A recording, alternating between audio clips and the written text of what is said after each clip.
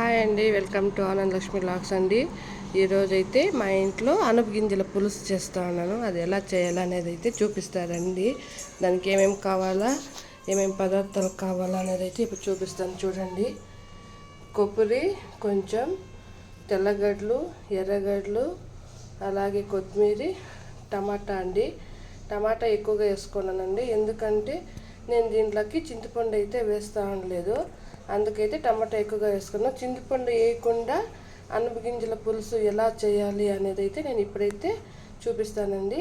ఇదైతే ఈ అన్నీ కలిపి మిక్సీకి అయితే వేసుకోవాలి. చూపిస్తానండి.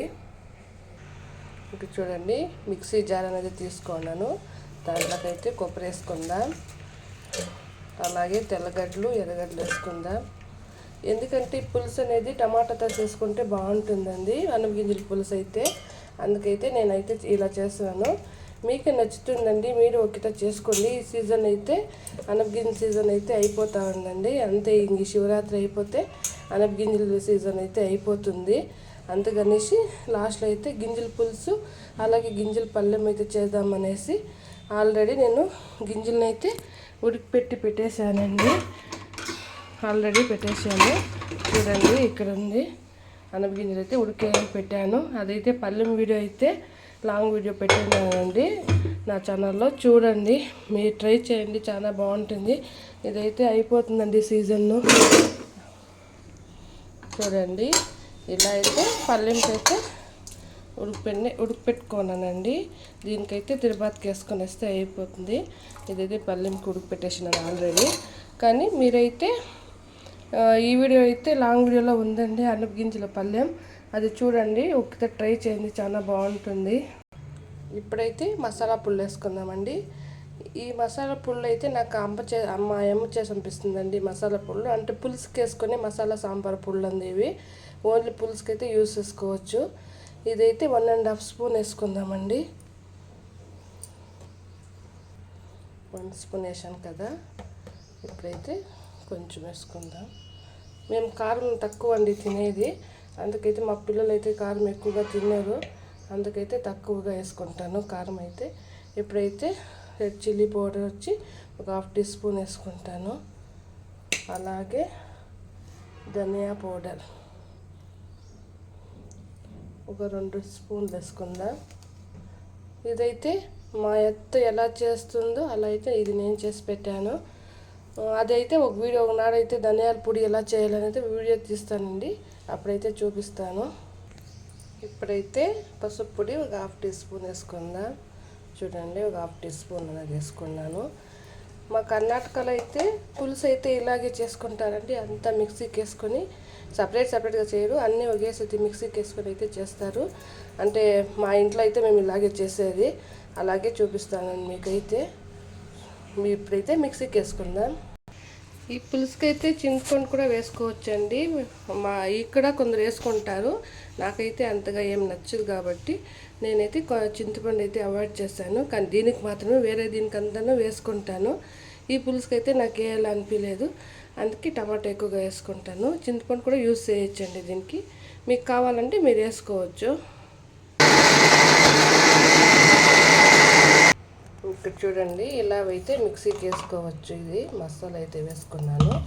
ఈ మసాలాతోటి అలసందల గింజల పులుసు చేసుకోవచ్చు, అలాగే కందికాయల గింజల పులుసు చేసుకోవచ్చు, అలాగే చిక్కుడుకాయల గింజల పులుసు చేసుకోవచ్చండి. పులుసు ఏమన్నా చేసుకోవాలంటే ఈ మసాలా అయితే యూజ్ చేసుకోవచ్చు. ఇదైతే పులుసుకైతే ఈ మసాలా యూజ్ అవుతుంది. మీరు వేరే పులుసు ఏవో గింజలన్నా కానీ ఏమైనా పులుసు పెట్టుకోవాలంటే కూడాను ఇదే మసాలా యూజ్ చేసుకోండి. అలాగే చేపల పులుసుకు కూడాను మా సైడ్ అయితే ఇదే వేసుకుంటారు, కానీ ఎక్స్ట్రా వచ్చేసి చింతపండు ఎక్స్ట్రా యాడ్ చేస్తారు. అలాగే జీలకర్ర, మెంతుల పౌడర్ అయితే కొంచెం ఎక్కువగా వేసుకొని అయితే చేపల పులుసు అయితే చేసుకుంటారు. అయితే నేనైతే దీనికైతే అవేమీ వేయట్లేదు, ఇంత మాత్రం అయితే వేసుకున్నాను.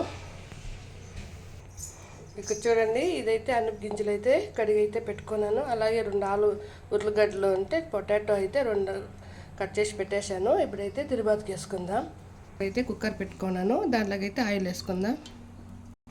ఇప్పుడైతే సాసులు వేసుకుందాం. మేమైతే సాసులు ఎక్కువగా వేసుకున్నాము, ఎందుకంటే మా పాప అయితే సాసులు తినేయలేదు, అందుకైతే తక్కువ వేసుకున్నాను. అలాగే ఎర్రగడ్డలు, కరివేపాకు వేసుకుంటాను. ఇప్పుడైతే మసాలా అయితే వేసుకుందాం దీంట్లోకి. ఇలా అయితే కలిపెట్టుకోవాలి ఒక 5 మినిట్స్ అయితే. ఇప్పుడైతే దీంట్లోకి అన్నీ వేసుకునేదాం. గింజలు అలాగే ఆ ఉర్లగడ్డలు అయితే దీంట్లోకి వేసుకునేదాం. ఇప్పుడైతే బాగా కలిపెట్టుకునేదాం. ఇప్పుడైతే మిక్సీలో ఉండే మసాలాకి కొంచెం వాటర్ అయితే పోసుకొని కలిపెట్టుకొని ఆ వాటర్ అయితే దీంట్లోకి వేసుకుందాం.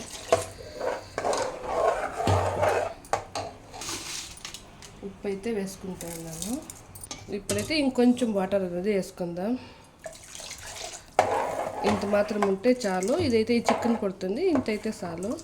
ఇప్పుడైతే క్యాప్ వేసుకొని విజిల్ అయితే పెట్టుకుంటాను. చూడండి, ఇప్పుడైతే ఇదైతే రెడీ అయిపోయింది. సాంబార్ అయితే రెడీ అయిపోయింది. ఇలా అయితే ఉడుకుతూ ఉంది. చూడండి, అంత పర్ఫెక్ట్గా ఉడికిపోయింది.